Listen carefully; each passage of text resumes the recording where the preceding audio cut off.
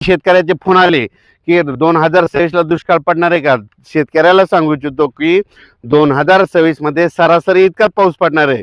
उदाहरण सांगायचं झालं तर तुम्हाला एक उदाहरण म्हणून सांगू शकतो की एक समजा आमचा परभणी जिल्हा आहे, तर आमच्या परभणी जिल्ह्यामध्ये दरवर्षी 650 ते 700 मिलीमीटर पाऊस पडतो.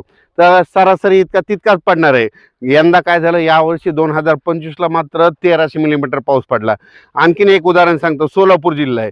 दरवर्षी सोलापूर जिल्ह्यामध्ये 350 ते 450 मिलीमीटर पाऊस पडतो, पण यावर्षी 800-900 मिलीमीटर पाऊस पडला. म्हणजे सांगायचं झालं तर म्हणजे जसा 25 ला पडला ना तितका 26 ला पडणार नाही, फक्त सरासरी इतका पाऊस पडणार आहे. म्हणून हा अंदाज लक्ष घ्यायचा. म्हणजे दुष्काळ काय वगैरे पडणार नाही, मात्र जितका पाऊस कमी तितके मात्र पिकं जोरात येणार आहेत. म्हणून हा अंदाज लक्ष घ्यायचा. पुढच्या वर्षी देखील हरभऱ्याचं पीक खूप चांगलं येणार आहे, यावर्षी देखील खूप चांगलं येणार आहे. आणि हे पाहू शकता, आपलं 48 दिवसाचं हरभरा आहे आणि याला रेन पाईपनं पाणी दिलं, आणखीन देखील पाणी चालू आहे. कसा प्लॉट आहे असं